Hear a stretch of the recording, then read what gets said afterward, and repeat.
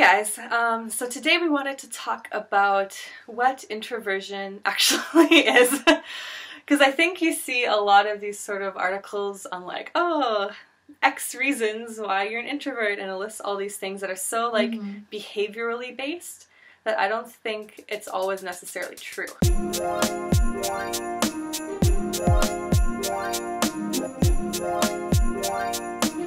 Sometimes extroverts think they're introverted because they don't see their primary extroverted function, like TE or FE, as unnecessarily extroverted, but they are extroverts. So the myth of introversion is that you're not automatically an introvert if you're not always loud or love people or love parties or super energetic or energized by all people in every situation, and you're never drained and you enjoy connection. You don't need all of these things to be an extrovert. Yeah, yeah. And not having these things doesn't automatically make you an introvert. Right. Yeah, like I feel like a lot of things that are supposedly introversion are actually just like things that like all humans experience. Yeah, so for example, like a huge one is that like, oh, you're an introvert if you hate small talk or if you hate parties. I know lots of extroverts that don't like small talk or don't like these sort of... I love parties! Yeah, exactly. Yeah. Introverts can like parties and stuff like that. I think small talk is draining for everyone just because, you know, you're not actually talking about things you enjoy. You're just kind of going through the motions of like this proper social protocol thing. So, of course there, you know, maybe for some extroverts it might be like not as draining for introverts, but I think there probably are a lot of extroverts who hate this as well. So it's not a good indicator. Yeah, so another thing I saw on one of these sites is that like you feel alone in a crowd. I think everyone feels... Yeah, I don't know. Like, I mean, obviously in a crowd you don't know anyone, and this might have more to do with like feelings of like isolation or loneliness or something like that. Yeah, sometimes an extrovert can feel super lonely, I guess, because maybe they're in a crowd but they can't connect with everyone. Yeah. So they feel like isolated, and then they're like, oh, I'm an introvert. But right. No. Another good one, which I think you hear a lot, is like you think before you speak, or your thinking occurs best when you're by yourself. And I'm not sure if this is necessarily true. I feel like this might have to do actually more with like the perceiver-judger dichotomy. Yeah, I think it depends probably on your first perceiving function, whether it's introverted or extroverted. Yeah. Because yeah, as an INFP, I think a lot of my best thinking happens when I'm talking to you on the spot. I'm like, oh, my ideas just like expanded fivefold because they were externalized. Right, and I feel like extroverted judgers with either NI or SI, so the EXXJs could also potentially think they're best when they're alone because their perceiving function is introverted and they need that kind of internal space to process information. So yeah, not a great indicator of introversion either. Another one I see is you're selectively social. I feel like even... Everyone's selectively social, no? Like... Yeah, like even extroverts will seek out people that they connect with more than other people. They won't just like go and socialize like just with anyone they meet on the streets. I don't know. I don't think that's a good indicator either. Oh, and a good one is like you need downtime. Everyone needs downtime. Everyone gets drained. Like imagine an extrovert going to like a 10-hour party. They're gonna be drained afterwards. Like, yeah. Like that's just basic like human physiology. I feel like if you just exert yourself, you're going to need to like recover from that. I don't know. I have a ENFP friend who thinks she's like introverted, and she's like, oh, after going to like today, I went to 3 parties, and afterwards I'm so drained. I'm like, I wouldn't even okay. I mean, who wouldn't be drained after the 3 parties? Yeah.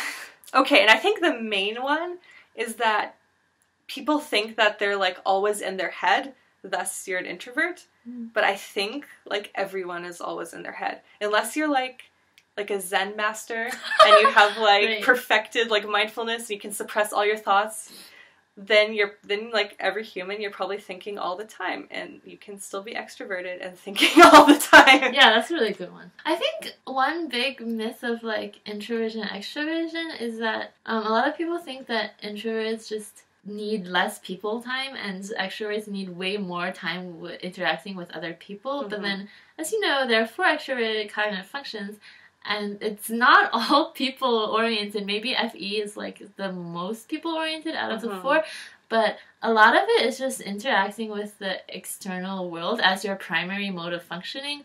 So obviously primary mode doesn't mean like you're always interacting with the external world, and it doesn't always have to be people. Yeah, for sure. Also, I feel like we should say that we kind of did talk about extroversion in our 4 extroverts video. We kind of talked about how every extroverted type is people-oriented in kind of different ways that might not be that obviously people-oriented. So you can also watch that video because I don't want to cover the same ground twice. Okay, so I feel like extroverted feelers, or FE DOMs, might feel like introverts because they overextend themselves socially and it drains them.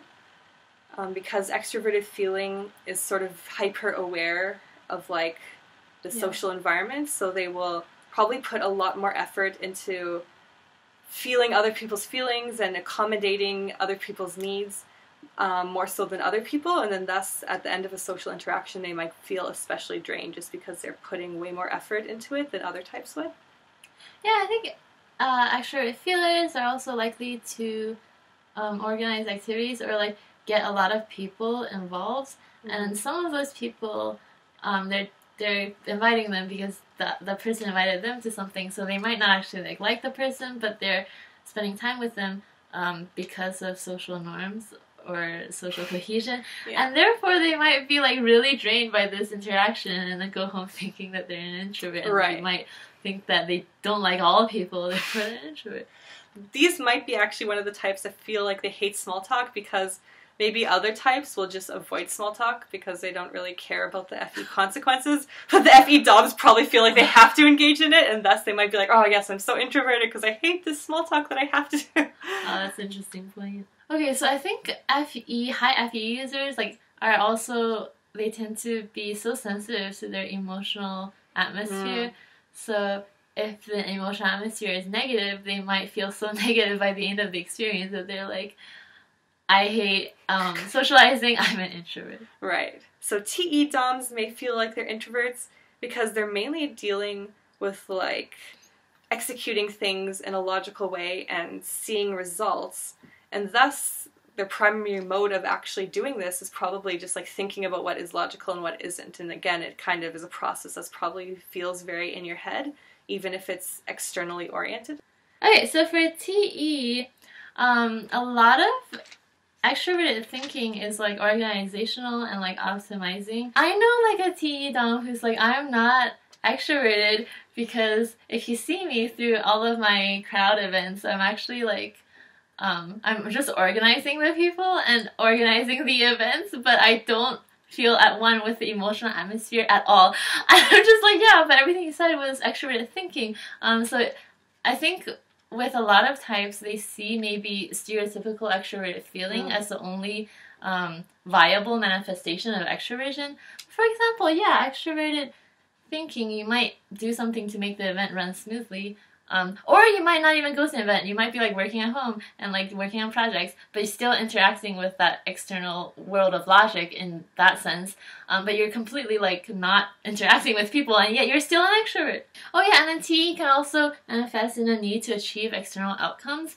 And sometimes people are involved in these outcomes, like in a business, for example, but it might be totally unrelated to people in like depending on what the outcome is. Yeah, you could be like running your own business where you don't interact with anyone and be a TE dominant while you're doing these external logical things and be like, oh, I'm an introvert because I like work alone all day and I like it. Yeah, I think the guy in MBTI talks about this as well. Okay. So yeah, in our 4 types of extroverts video, we did say that like NE DOMs a lot of the time identifies introverts, and it probably is because extroverted intuition, their dominant mode of, cognition is so detached from like reality that it probably feels like a very internal process. I think NE DOMs, they might overthink a lot because they see all these possibilities and they're like trying to decipher which one is more probable, and they can seem like airy and detached, especially with like really low SE. They sometimes like, they're not even noticing the environment. They're so caught up in their head and in their ideas.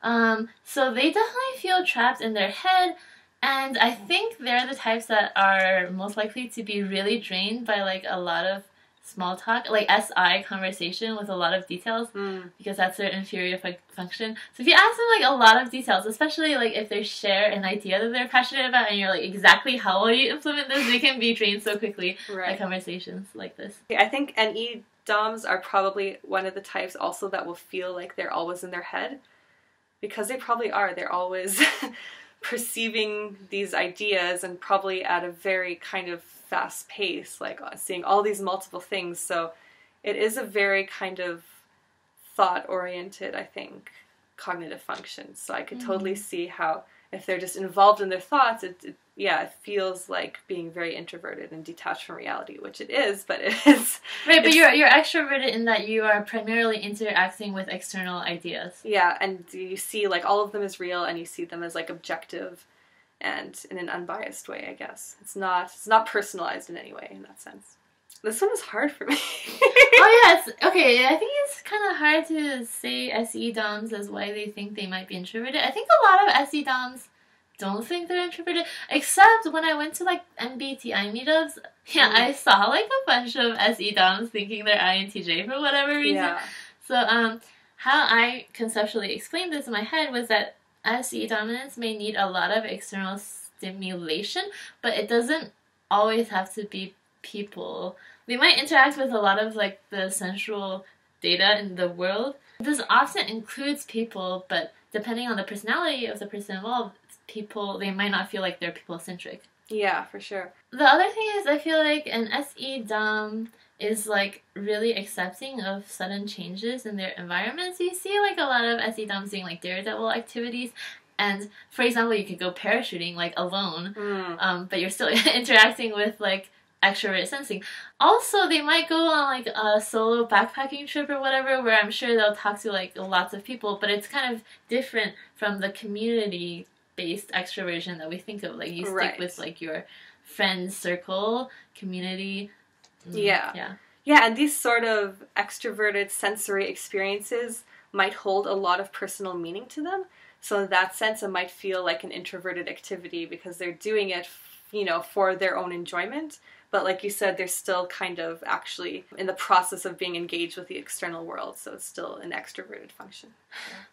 Guys, it's really difficult to definitively define introversion and extroversion, but there is this theory that I read about, which is that your first function is the one that's with you all the time, and your second function is a creative function. You kind of decide when to like break into that. So that's an INFP. I feel like I can't escape from knowing how I feel about things, or just knowing if things are correct or incorrect for me personally. I'm like cursed with this constant knowledge stream in my head, but I can decide when to use like extroverted intuition. Yeah, I can kind of like snap in and snap out of that exploratory mode. But for example, like an ENTP friend that I know, he was saying that he can't not make connections. He just walks around and he just sees connections all over the place. Like he can't turn that off. He didn't talk about TI, but I'm gonna assume that he can probably like go into his introverted thinking and like come out of his introverted thinking. Let us know what you think about introversion and extroversion and how to define it in general, or if we even can define it in general. Perhaps it's more nuanced than that. Yeah, and maybe extroverts, let us know how you experience your dominant function. And probably if you experience a lot of these things that are typically associated with introverts, because I'm sure a lot of you guys do. Thanks so much for watching, guys. And if you like our videos, consider pledging your support on Patreon right there. It will help us out so much. See you next time.